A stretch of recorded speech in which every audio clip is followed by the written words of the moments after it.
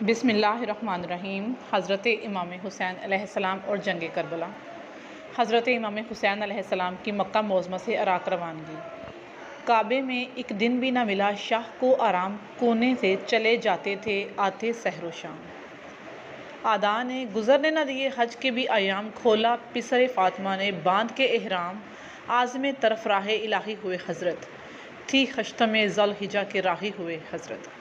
مرحوم مفید رحمۃ اللہ علیہ اپنی کتاب ارشاد میں لکھتے ہیں، جناب مسلم بن عقیل نے بروز منگل 8 ذی الحج 60 ہجری کو کوفہ میں قیام کیا اور 9 ذی الحج کو شہید ہوئے، اور امام حسین علیہ السلام نے بھی اسی روز قیام مسلم مکہ سے عراق کی طرف روانہ ہوئے، اس لیے حضرت کا مکہ سے توقف 4 ماہ اور 4 دن بنتا ہے۔ بعض مورخین نقل کرتے ہیں کہ حضرت مسلم علیہ السلام بن عقیل کی ایک 13 سالہ بیٹی تھی، جو امام حسین علیہ السلام کی بیٹیوں کے ساتھ زندگی گزارتی تھی اور دن رات ان کے ساتھ رہتی تھی۔ جب امام حسین علیہ السلام کو جناب مسلم بن عقیل کی شہادت کی خبر پہنچی تو پردہ داروں کے پاس آئے، جناب مسلم کی بیٹی کو بلایا اور گود میں بٹھا کر بہت پیار اور نوازش کی۔ جب بچی نے معمول سے بڑھ کر نوازش محسوس کی تو دختر مسلم نے عرض کیا، اے فرزند رسول صلی اللہ علیہ وآلہ وسلم، آج آپ میرے ساتھ ایسا پیار کر رہے ہیں جو یتیم اور بے سہارا بچوں سے کیا جاتا ہے۔ میرے بابا خیر سے تو ہیں نا؟ کیا میرے بابا شہید ہو گئے ہیں؟ حضرت کے پاس جواب دینے کی طاقت نہ تھی، مگر صبر نہ کر سکے اور با آواز بلند روتے ہوئے فرمایا، اے میری بیٹی، پریشان نہ ہو، اگر مسلم نہیں تو میں تمہارا باپ ہوں اور میری بہن تمہاری ماں ہے، میری بیٹیاں تمہاری بہنیں ہیں اور میرے بیٹے تمہارے بھائی ہیں۔ جناب مسلم کی بیٹی کی فریاد نکلی اور وہ زاروں کی طرح رونے لگی۔ مسلم علیہ السلام کے چھوٹے چھوٹے بیٹوں نے سروں سے عمامے اتار دیے اور ہائے ہائے کرتے ہوئے بہن کے گلے لگ گئے۔ جب چھوٹے بچے روئیں تو کوئی بڑا کیسے صبر کر سکتا ہے؟ تمام کارواں میں ماتم شروع ہو گیا اور امام حسین نے مسلم بن عقیل کی شہادت سے سب سے زیادہ دکھی ہوئے۔ بقول 19 انداز مجھے آج بھی وہی نظر آتا ہے جس طرح یتیموں پہ کوئی رحم ہے کھاتا، اس پیار پہ دل ہے میرا ٹکڑے ہوا جاتا، کچھ تو ہے دل سینے میں تسکین نہیں پاتا۔ کوفے سے بڑی دور سفر کر گئے بابا، کیوں آپ نہیں کہتے کیا مر گئے بابا؟ اس منظر پر 3 مشہور واقعات پیش آئے۔ حضرت مسلم بن عقیل سلام اللہ علیہ دہانی بن عروہ کی دردناک شہادت۔ صاحب خدائق الانس شیخ مفید کے ارشاد سے نقل کرتے ہیں، بنی اسد کے 2 شخص عبداللہ بن سلیمان اور منظر بن مشتمل حج پر گئے۔ جب مناسک حج ادا کر لیے تو ہمیں امام حسین علیہ السلام سے ملحق ہونے کا شوق تھا تاکہ دیکھیں انجام کیا ہوتا ہے، لہٰذا ہم جلدی واپس آئے اور تیزی سے سفر کر رہے تھے کہ منزل زاروں کی طرح جا رہی تھی۔ حسینی قافلے کے قریب پہنچے، ہم نے اس شخص کو کوفہ سے آتے ہوئے دیکھا کہ جب اس نے امام حسین کو دیکھا تو راستہ بدل لیا۔ امام حسین چاہتے تھے کہ وہ شخص ہمارے قریب آئے اور کوفہ کی خبر سنائے، نیز اپنے امام زمان سے کسی حال میں منہ نہیں موڑنا چاہیے۔ ہم دونوں اس شخص کے پاس جا پہنچے، پوچھا کون سا قبیلہ ہے؟ کہا ازدی۔ ہم نے کہا بہت اچھا، ہم بھی ازدی ہیں، تم اپنا نام بتاؤ؟ اس نے کہا بکر بن فلاں۔ ہم نے بھی تعارف کروایا تو وہ ہمیں پہچان گیا۔ ہم نے پوچھا اخبرنان ورائے کوفہ کی تازہ خبر بتاؤ؟ اس نے کہا کوفہ کے حالات بہت خراب ہیں، میں نے خود دیکھا ہے، مسلم بن عقیل اور خانی بن عروہ کو قتل کر دیا گیا ہے اور دونوں کے پاؤں کو باندھ کر بازار میں پھرایا جا رہا تھا۔ یہ کہہ کر وہ چلا گیا۔ ہم واپس امام حسین علیہ السلام کی خدمت میں حاضر ہوئے اور حضرت کے صحابہ اور بنی ہاشم کے جوان سب کے حضرت کے ارد گرد بیٹھے تھے، بعض کھڑے تھے اور بعض بیٹھ کر اقلیم امامت کی زیارت کر رہے تھے۔ ہم نے عرض کیا ہمارے پاس ایک خاص خبر ہے، اگر اجازت دیں تو سب کے سامنے بتا دیں ورنہ تنہائی میں بتائیں۔ حضرت نے اصحاب اور ہماری طرف دیکھ کر فرمایا، میرے اور میری اس جماعت کے درمیان کوئی چیز پوشیدہ و پنہاں نہیں ہے۔ حضرت نے اصحاب اور ہماری طرف دیکھ کر فرمایا کہ میرے اور اس جماعت کے درمیان کوئی چیز پوشیدہ اور پنہاں نہیں ہے، تنہائی اغیار سے ہوتی ہے، اپنوں سے نہیں، اور میں جانتا ہوں، لہٰذا سب کے سامنے بتا دو۔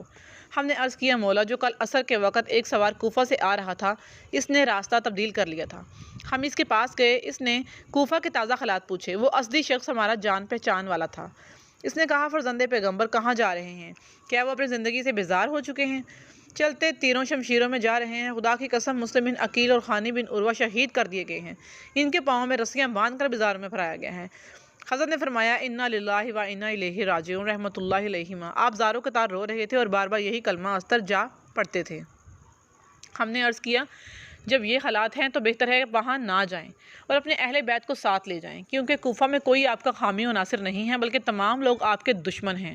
سکاء الاسلام کلینی نے منزل سابلیہ کا دوسرا واقعہ نقل کیا ہے کہ ایک شخص امام علیہ السلام کی خدمت میں آیا اور حضرت کو کوفہ جانے سے روکا۔ امام حسین نے فرمایا اگر مدینہ میرے پاس آتا تو اپنے گھر جبرائیل کے آنے جانے کا مقام دکھاتا تو تجھے یہ بھی دکھاتا کہ جبرائیل امین کس طرح میرے نانا رسول پر وحی لاتے تھے۔ حالانکہ وہ علم و معرفت کے چشمے جو ہمارے گھر میں ہیں، لوگ انہیں جانتے ہیں تو کیا ہم انہیں نہیں جانتے؟ ہرگز ایسا نہیں ہے، بلکہ ہم اللہ کے قضاء و قدر کو بھی جانتے ہیں۔ تو تم نہیں جائے، اور اللہ نے میری تقدیر بنائی ہے، میں اسے جانتا ہوں اور اسی کے پیچھے جا رہا ہوں۔ تیسرا واقعہ وہب بن عبداللہ قلبی کا لاحق ہونا ہے۔ وہب ایک عیسائی شجاع اور بلند قامت شخص تھا۔ اس کا گھر اسی صحرا میں تھا۔ جب امام حسین علیہ السلام کا کارواں یہاں پہنچا تو اس وقت وہب صحرا کی طرف گیا ہوا تھا۔ امام حسین علیہ السلام کی برکت سے اس کے خیمے کے نزدیک پانی کا چشمہ نکلا، جس کا پانی بہت صاف اور میٹھا تھا۔ وہب جب سرا پر واپس آیا تو اس چشمے کو دیکھا اور بہت خوش ہوا۔ اس نے اپنی ماں قمر سے پوچھا کہ یہ اس قدر پاک و صاف چشمہ کہاں سے آیا ہے؟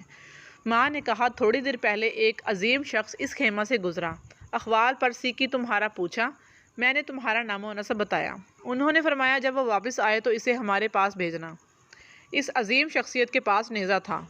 اس نیزہ کو زمین پر مارا تو اس جگہ سے پانی کا چشمہ ظاہر ہو گیا جو تم دیکھ رہے ہو۔ وہب کے اندر اس شخصیت کو پانے کا وجدان پیدا ہو گیا۔ کہا اماں یہ خدا کا انسان ہے، ایسے شخص کی غلامی دونوں جہانوں کی شاہی ہے، اٹھو ہم اپنے آپ کو ان کے پاس حاضر کریں اور ان کے ساتھ رہ کر ان کی خدمت کریں۔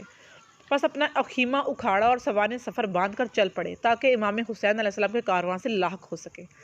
جب وہب امام علیہ السلام کے پاس پہنچا تو حضرت کے پاؤں پر گر پڑا اور صدقے خلوص سے مسلمان ہو گیا، نیز حضرت کے ہمراہ کعب ہو گیا، حتیٰ کہ کربلا پہنچے اس سرزمین میں جناب فاطمہ سلام اللہ علیہ کے عزیز کی نصرت میں شہادت حاصل کی۔